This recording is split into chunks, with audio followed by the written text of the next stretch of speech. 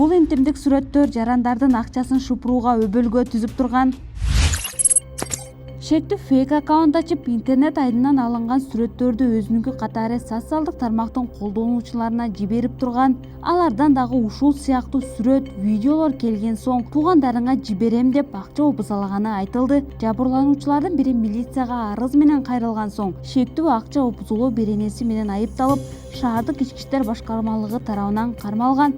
Ал сүрөттөр Google'дан кыздардын интимдик сүрөттөрүн жашоодогу кыздарга окшоштуруп издеп карап табып ошондой сүрөттөрдү жөнөткөм. Ошол эмеден Google'дан алынган сүрөттөр болчу.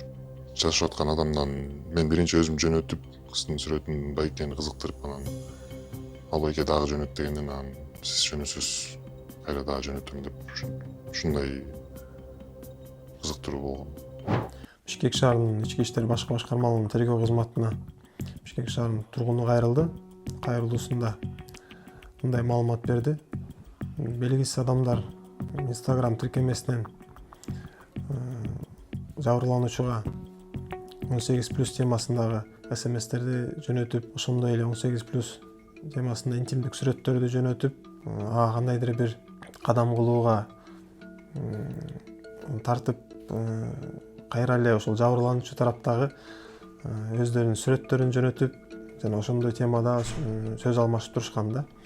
Акырында жабырлануучунун айтышы боюнча, ушул адам бул сүрөттөрдү кайра өзүнө карата жаман ойдо колдонуп, анын Instagram тиркемесиндеги жеке катталуучуларына ар бирөөсүнө катталып, ушул жабырлануучуга мен бул сүрөттөрдүн баарын, видеолордун баарын сенин тааныштарыңа, тууган уруктарыңарга, келинчегиңе даже ушундай сөздөр болду, жөнөтөм деп коркутуп акча талап кылчу. Бул адам ушул жылдын март айынын ортосунда кармалып турат. Азыркы учурда тергөө жүрүп атат. Бунун дагы башка кылмыштарга тийиштиги аныкталууда. Ошол Instagram'дан фейковый кыздын сүрөтүн киргизип аккаунт ачып, неги дос балам тамашалайын деп ачкан аккаунт болчу. Башка балдар да жазганынан көрүп, чоy балдар жазганынан негизи инициал салдырайын деп ойлогом. Интимный сүрөт, видеолор жөнөтүлүп, ошол сүрөт, видео боюнча теги байкени коркуп, тааныштарыңа жөнөтөм, акчага отур деп байкеден 10 000 сом акча алып койгом. Бирок видеону эч жака чыгарган эмесмин, неге чыгарбайт деп болчумун, бирок өзүм ошону тура эмес кылып байкеден акча алып коюп, ошол боюнча шектелип отурум. Биринчи сүрөт жөнөтүп, анан ал байке дагы жөнөт дегенден сиз жөнөтсөз дагы жөнөтөм деп ушундай сүйлөшүп болгон. Мурун да бир аз нерселер болгон, бирок ал нерселер өтө деле бул байке сыяктуу аларды коркутуп эч нерсе кылган эмесмин болгон. Инициал салдырып ушундай иштер болгон. Шаардык ички иштер башкармалыгынын ыкчам кызматкеринин айтымында, шектүү жабырлануучулардан акча опузулоодо каражаттын суммасын колдонуучулардын социалдык статусуна, сүрөттөрдүн ачыктыгына жараша баалап турган. Ар кандай суммадагы акчаларды талап кылчу. Ушул жөнөткөн сүрөткө, интимдик видеолордун ачыктыгына карап, деңгээлдеп акча сурачу. Баасына ойлончу эмес экен. Карап, адамды карап, анын ушул катталуучуларын карап, интернет тармагындагы жашоосун, Instagram карап акча сурачу экен да.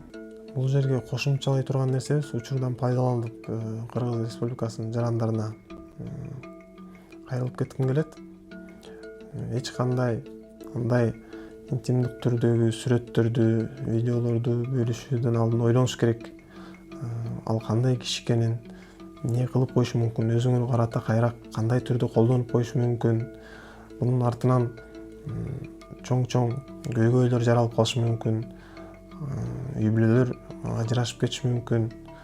Же адам керек болсо өмүрү менен коштошуп коюшу мүмкүн. Бул аябай психологиялык дагы басым жасалат бул жакта.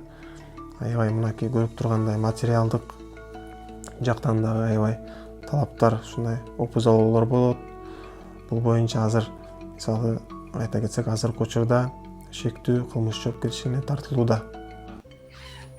Мен негизи бул нерсе менен кармалам деп ойлогон эмесмин.